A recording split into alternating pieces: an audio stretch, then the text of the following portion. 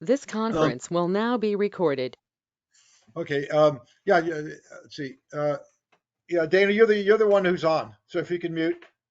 Yeah, I heard just a little feedback. It sounds better now. Okay. There's a second version of this, which is fairly similar to the other version. Um, Minor changes, a little bit more personalized in this version. Then there's going to be a second form that will be filled out by the service coordinator. Again, all the demographic information. And here it's interesting. There's a box on there in the demographic section about whether this was a remote meeting. The legislature this year, when they did the final legislation for developmental services, the trailer bill language, what they do in Sacramento is they pass a budget for the state, and it's got all the departments. So there's a budget for the Department of Health and Human Services, and within that budget, there's a sub budget which is specifically developmental services. And then they have what's called trailer bills, which are bills that are supposed to follow the main budget, and it's on implementation of the budget. In the last 20 some years, the legislature has sort of, I don't know, what's been creative. I'm trying to be euphemistic here, and they have used trailer bill to create new law. Normally, new law goes through hearings. It goes through different committees. Gets passed by the Senate, the Assembly, and then it goes into effect the following January, unless it's an urgency bill. Trailer bill language goes into effect immediately. And in many cases, it's negotiated behind the scenes by people in the legislature, by the governor's office, by Department of Finance, by developmental services. And it's never, the versions go out there, people can see it, but there's really not a whole lot of ability to input into it. So the trailer bill language for this last year continued remote meetings.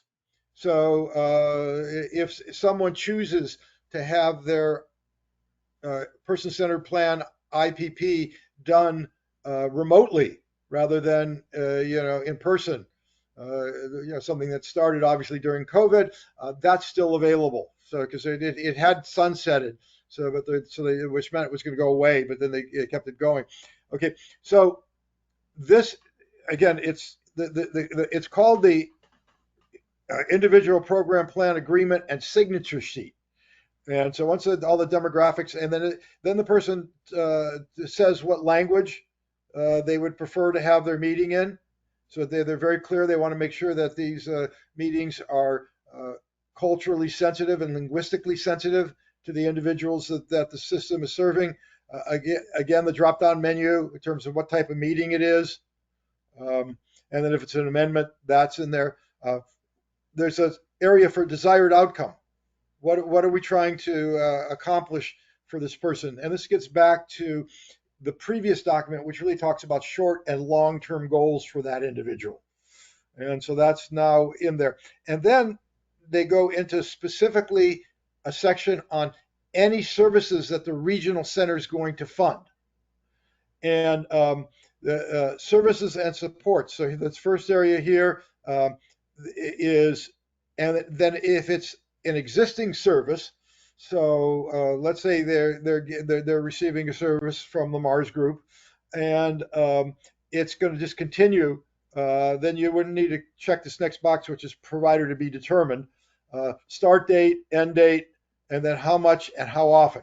So the service coordinator at the meeting is supposed to put these things into the document.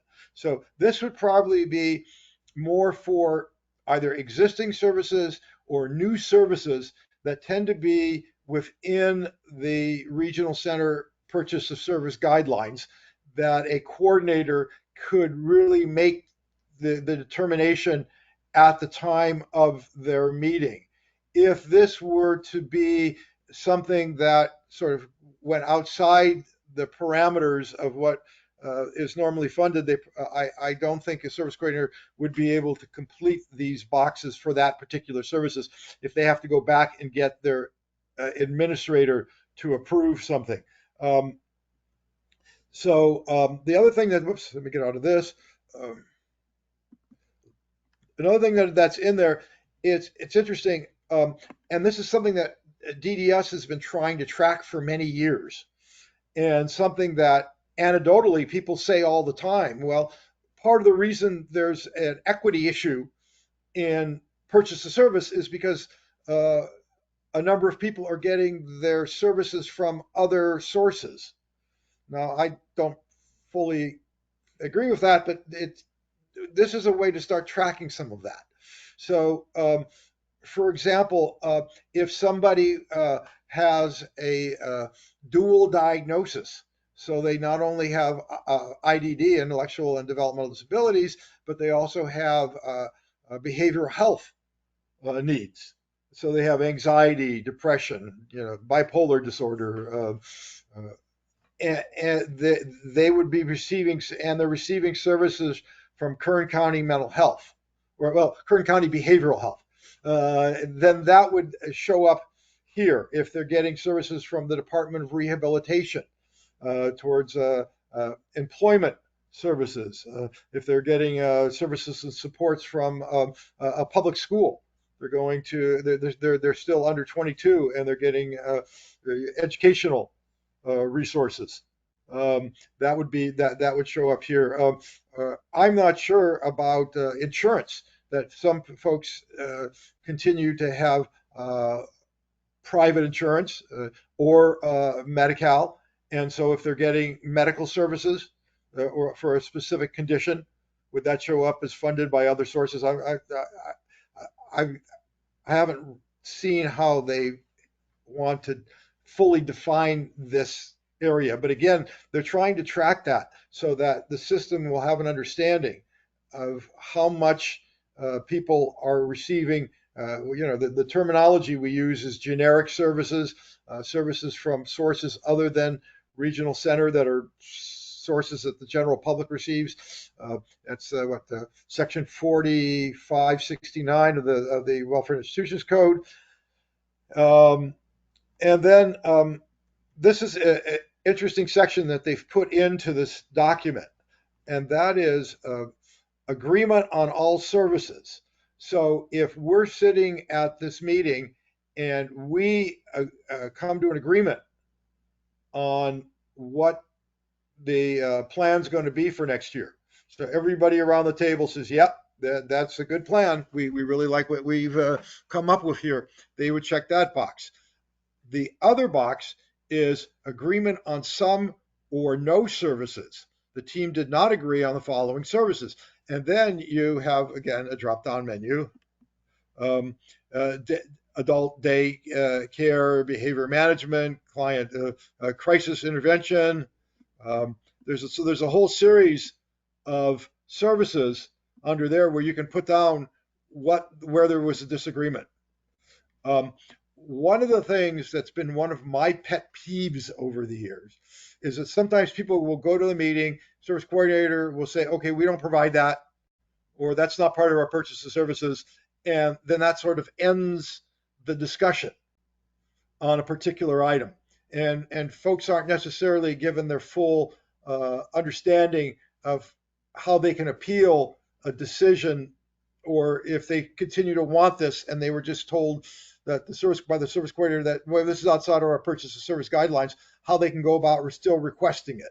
So this will help individuals and their families in better understanding that they can challenge the outcome of a IPP meeting. Um, and then the next boxes, which then goes along with that, and it's been in Lanterman for many years, but again, I rarely see it ever implemented, and that I agree, as discussed with my team, to hold an IPP meeting on, and you give a specific date. This will be held within 15 days. And that's what the law says. It says that if all the parties can't come to an agreement at the individual program plan meeting, a secondary meeting is supposed to take place within 15 days. So this will actually sort of codify that for folks so that, wait a minute, we sat down, we met. I, as a family, felt that the 30-hour limitation on respite is not consistent with what my adult son needs, and so I really want more, or I'm requesting more, and we couldn't come to an agreement because the most you could authorize was within what current regional center purchase of service guidelines say at this meeting. So I want to have another meeting in 15 days to further discuss this and see what your position is, and if an exception can be made for my individual's unique needs. Or later if agreed to. So if the parties agree to a later date for that, but it's supposed to be 15 days to review the terms not agreed upon in today's meeting. I may cancel the second meeting if the concerns regarding the service and supports are resolved to my satisfaction before the 15 days. So if the coordinator goes back to their manager, talks to their manager, goes up the chain at the regional center, and it gets approved. Okay, yeah, this does make sense. This is one where we want to go outside of our guidelines, and because we're supposed to be doing individually planning here, and this is an example of where that makes sense. Then there's not necessarily a need for that. The other box here that can be checked is I have requested a notice of proposed action, a NOPA, and that it will be provided in my preferred language.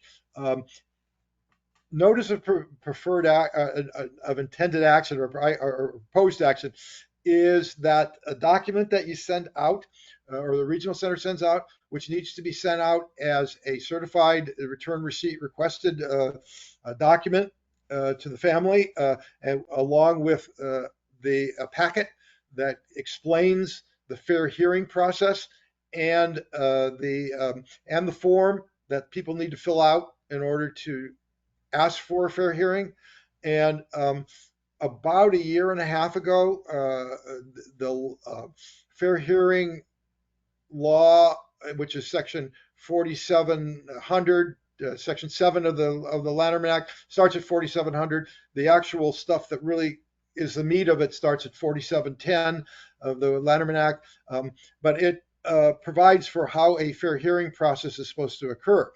And in there, in a NOPA, a notice of proposed action, the regional center is required by law to spell out why they're saying no to the service request. So if my service request is for a service that the regional center says we don't normally buy, or the no is we can provide up to this many hours, but not this many hours, or as we're looking now more and more at sort of blended funding, maybe a client wants to work 3 days a week and wants to go to programming 3 days a week, and regional center says no, the most we give people is 5 days.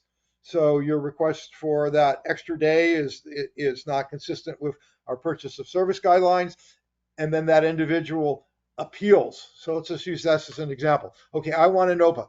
Then the regional center has to go back and has to cite in that document what section of Lanterman, Title 17, and or purchase of service guidelines their decision was based on. So if it comes out and it just says, I've seen things in the past where there was a denial of a particular service, and the reason and what they put down is the section of the law that deals with eligibility for services. Well, person's clearly eligible. That's not why you're not giving him that service.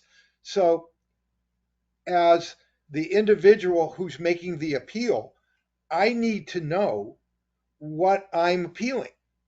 So if I don't get like the section of the law, regulation, guideline that spells out why you don't want to buy me that service, or why I'm not eligible for that service, then I don't know how to go about, saying, wait a minute, I think I deserve an exception.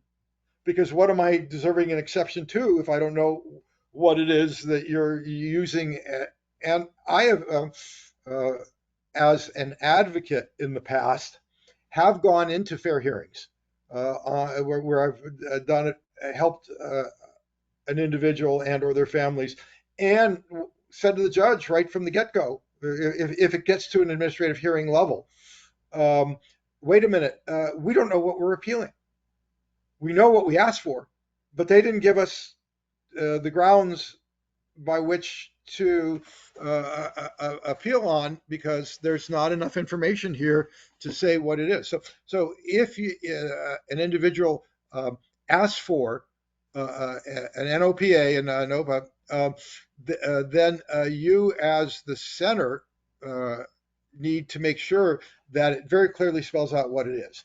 And if you're a provider or an advocate and you're helping an individual and you receive one of these, look at it and see, does it really, can I tell, and can I go like to my copy of Lanterman, which is on the DDS website, or Title 17, which is also on the DDS website, or the Purchase Service Guideline, which is on Kern Regional Center's website, and specifically go to the page where this, what they're saying is, and can read it through thoroughly and get a better understanding of why they're not wanting to give me that extra day of programming.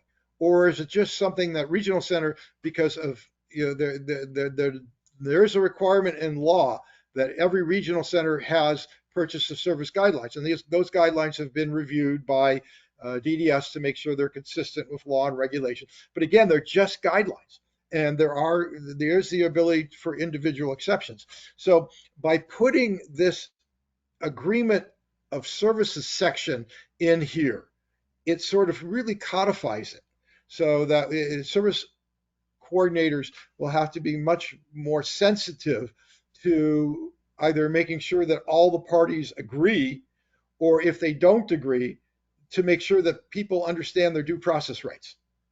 So I applaud DDS for putting this particular section in there. I think it's a very positive for service delivery.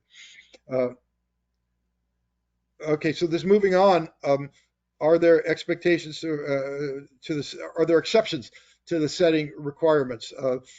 Um, and this a lot of times is, and then if you go ahead, then you can go through that. But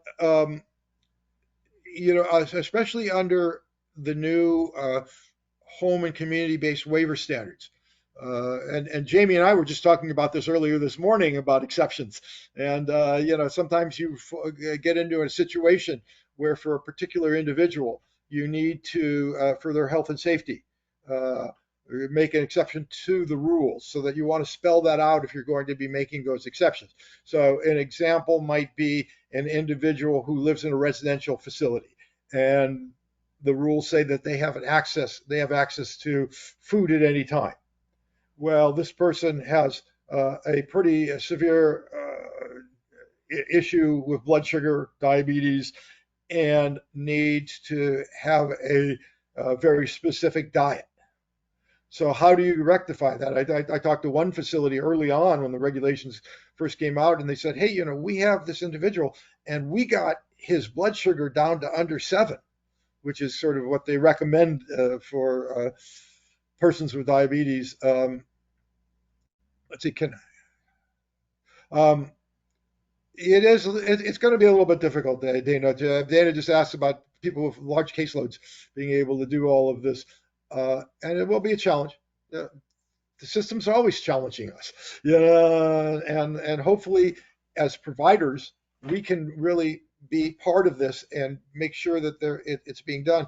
But anyway, so getting back to my example, this individual had a blood sugar level of under 7, and then now he has access to the kitchen anytime. And next time he went in for his checkup, he was at 10, which is considered to be very high. And they said, well, but we can't do anything about it. And I said, no, you can look at the exception policy and develop, something where, he can have access to food anytime, but it's things that are consistent with a diabetic diet. and maybe have that the fact that the staff person will go into the kitchen with them, or have certain areas, of the kitchen that are available to this person, but other areas that are not, and that can be written specifically into the plan. So if there are going to be exceptions to the services, it needs to be identified, and it has to be what areas uh, where the exceptions are. And then the person acknowledges, I have been provided a statement of service and supports by the regional center is purchasing for me last year. Regional centers are supposed to send out yearly uh, a list of all the purchases services that the person received. And so they want to make sure the person says, yes, I did receive that. Regional center spent X number of dollars on me on these services in the previous year. I have discussed and shared information about any needs I have right now or in the future with my service coordinator. So again, trying to get the individual to speak up and share if they have things that may fall outside of the realm of what regional centers purchase sometimes. And then blank will hold IPP meetings as necessary as my desired outcome or need changes. This may happen once a year if I'm enrolled in Medicaid waiver, and up to 3 years if I'm not. And then it says whether you want a copy of your IPP electronically or printed copy in the mail, so the person can delineate how they want their one. And then it requires that the service coordinator discuss with the individual the self-determination program, what's involved with that, participant-directed services. Um, and then it talks about a 4731 complaint. A 4731 complaint is differentiated from a fair hearing request. A fair hearing request is that I requested a specific service, or I have been receiving a specific service and it's either been denied, you're not going to give it to me, or you're lowering or discontinuing that service without my agreement. Those would be fair hearings. Eligibility, you just said I'm not eligible for regional center. I think I am. Fair hearing. If you have a complaint about at any level, it could be if you're going to an adult day service program and you have a complaint with the day service provider, you can file a 4731 complaint. Hopefully, you will try to resolve it at the lowest level possible. You'll talk to the program director or the supervisor or something, see if you can get it done that way. But if you don't want to do that, don't feel comfortable doing that, or feel like you want to up it after you've done that first level uh, attempted intervention, you can file a 4731 complaint with the regional center and with DDS. Could be that anything that's done at the regional center. So if you're working with a service coordinator and you felt that they didn't handle the situation correctly, or you feel like a policy that you've heard about that the regional center is going to implement isn't fair, and so it says here, if you receive services from the regional center, you or someone like a parent or legal guardian, conservator, or authorized representative can file a complaint if you think that your rights have been wrongly or unfairly denied by the regional center, developmental center, or service provider. So to learn more, and then it says it gives you the website. And if you go to the DDS website, there's a pretty good explanation of 4731 complaint. And again, 4731 is the section of the Lanterman Act. So if you want to go back to the actual language that's in the law, that whole 4700 section is fair hearing and complaints. So it starts off at 4700, goes through 4731. There's also a pretty extensive explanation on whistleblower. So if you think that something that you see is going on that breaks the law, it not follows a legal agreement, is lying or tricking, using government property wrongly, doing things that they're ignoring the people's rights, you can also file a whistleblower complaint, and that's pretty. It's codified in law and regulation. And if whistleblower complaints need to be done in such a way that there's non-retaliation. Recently, I heard of a situation where a client or individual who is in a residential facility complained to their conservator about the way they were being treated by staff. That conservator then went to the owner administrator of that particular home, uh, shared the concerns that the client had. Next time the conservator came out to the facility, the individual said, "You got me in some big trouble." And I said, "What do you mean?" "Well, you said what I told you." And then they talked to the staff people. And now the staff people have said to me, if I say anything again, yeah, they're going to get me. Yeah, clearly that's retaliation and it's illegal. And so if an individual or their family makes a complaint, and that can be, like I say, could be against a service provider, could be against a regional center coordinator, against the regional center, any entity that has to do with this developmental services system, that that can be filed non-prejudicially. And then there's a statement here about employment first. The department wants to make sure that because in 2023 or 13, excuse me, DDS and got the legislature to pass a statement that says that California is an employment first state, that for young adults who are coming out of a program through schools, that we're really the coordinator and the team is supposed to look at employment first as people change types of programming through their adulthood. Employment again is supposed to be looked at first, and then if that is then found to be not viable, or the person says, no, I'm not interested in that, then secondarily you can look at other adult service options. But the law specifically says that when you sit down as a team, okay, let's talk about employment. Okay, this is why it makes sense and why we should move forward. In the specific case of Mary, there are these variables, or that Mary and her family are saying no, they don't want to go that route. Then we can look at Plan B. But we've put employment on the table first. And this is really wants, there's a box that has to be checked at that meeting that indeed occurred.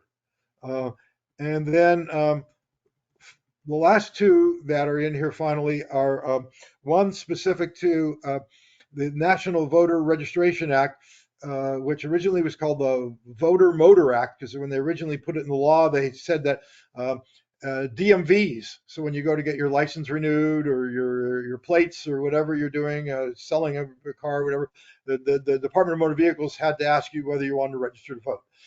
They then subsequently expanded this law and said any public agency that you come into contact is supposed to provide this. And so regional centers came under this probably about 12, 13 years ago. They added regional centers. So that's why coordinators at every meeting are supposed to ask people if they want to register to vote. And then finally, there is something that says that if somebody wants a transportation access plan to assist them with transportation, to help you be more independent, travel to places you want, and be part of your community, you can have a transportation access plan. This plan will have services and supports you need for things like how to get to and from the bus stop or light rail station, how to get to where you want to go, and how to use the equipment and mobility aids on a public transportation system.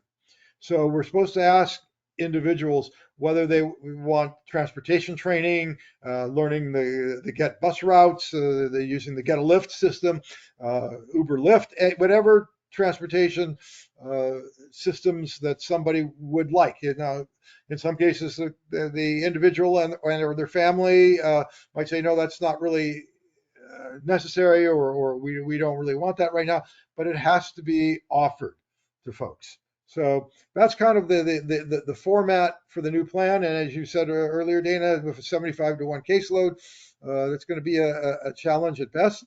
Let me So anyway, so the new individual plan, the introduction section of the IPP is an opportunity to introduce the individual in a positive, person-centered way. Um, the information captured in the section can be gathered through a discovery process. And again, discovery process you don't do in 45 minutes, an hour. That would need to be done prior to the meeting. Um, Focus on individuals and what's important to them. And we want to keep in mind people's cultural and identity, their preferred name, pronouns. So that if somebody maybe uses a pronoun that is different than their gender or wishes to use something else, um, um,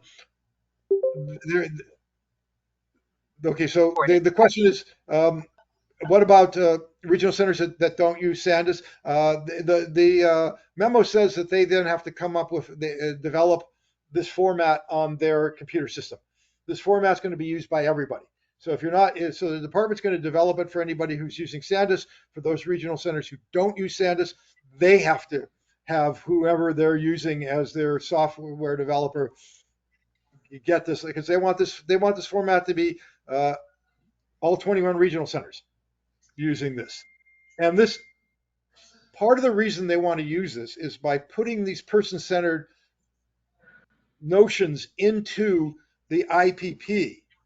It codifies it and makes it so when the federal government comes out and looks at California, California can say, we have a person-centered IPP. Here, take a look. This is the format that we're using. It talks about, what's important to, what's important for. So then it goes on to talk about, how did how the plan was developed.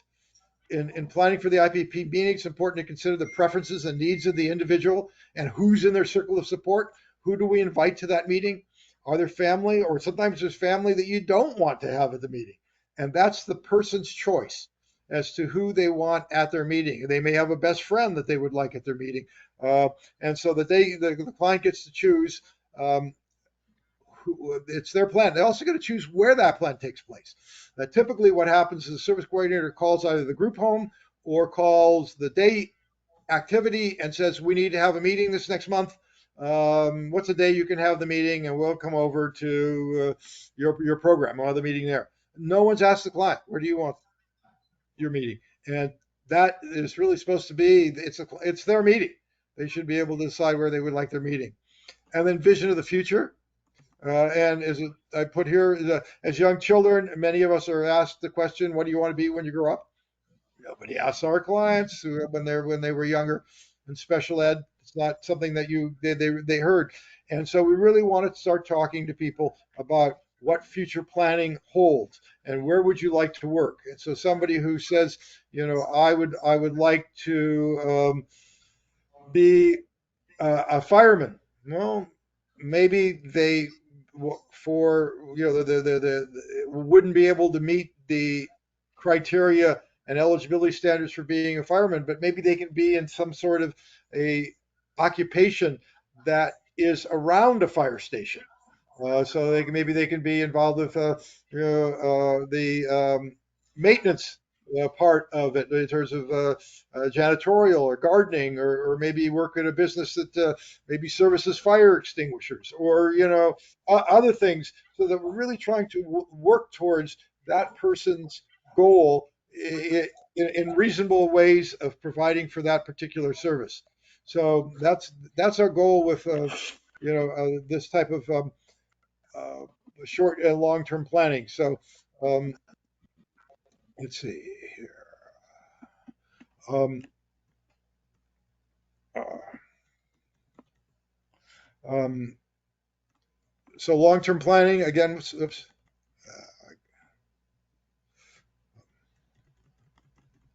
the things to think about. The screen's Short-term. blank. I don't know if you're supposed to have something on the screen, but it's blank. Well, Oh, my it's what? end. Oh, you know what? I didn't put it up on the screen. That's why. Hang on. Let me share screen. And oh,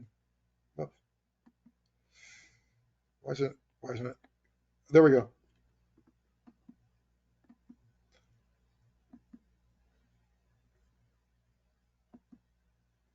There we go. Sorry.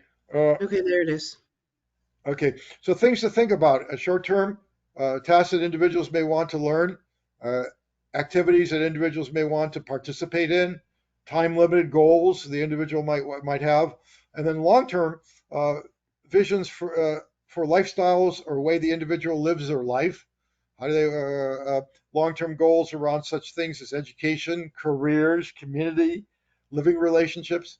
I mean, those are things that we think of as adults. I mean, I'm now semi-retired and I'm in a different place in my life. And so some of the short and long-term goals that I'm thinking about for me are very different than they were, when, 10, 15, 20 years ago when, I was raising family, doing other things. So those change over time as well. Um, Long-term planning from transition stages, again, transition throughout life.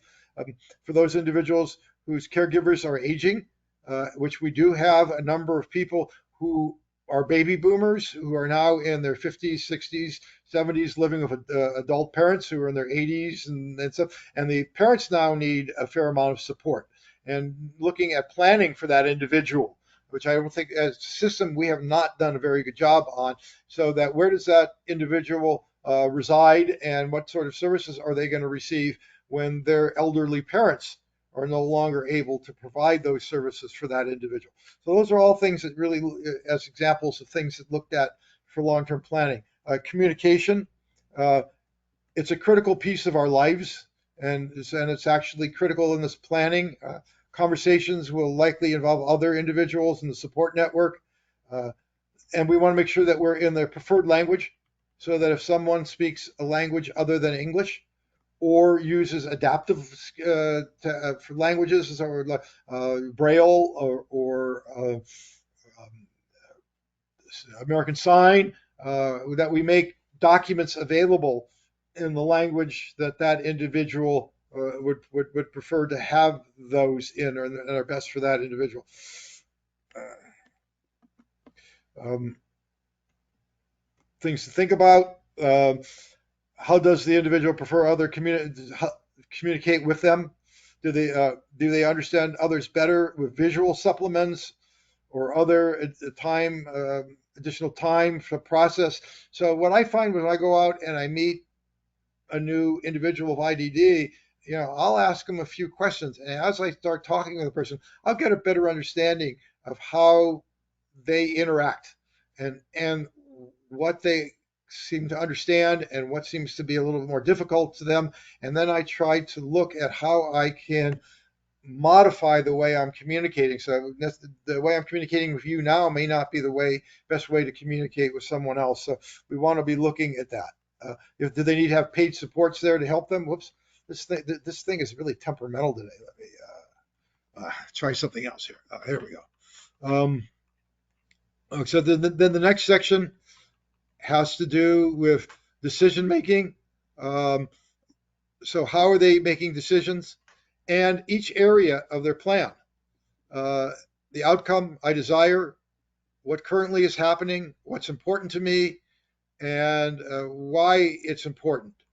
And then, and again, finally, emergency planning. What is emergency planning? Who should be contacted in case of emergency, and important things to know if there's an emergency for me. So um, I apologize, but I got double booked, so I've got to be someplace in 10 minutes. So what I'd like to do at this point is open it up for about the next five, Hey, and then I to Jeff, leave. If there's any questions, go ahead. Yeah. Jeffrey, this stuff that you're going over right now, I do not see in the packet that I printed. No, this, if you go back to let's see if I can find it here. Uh, it was in,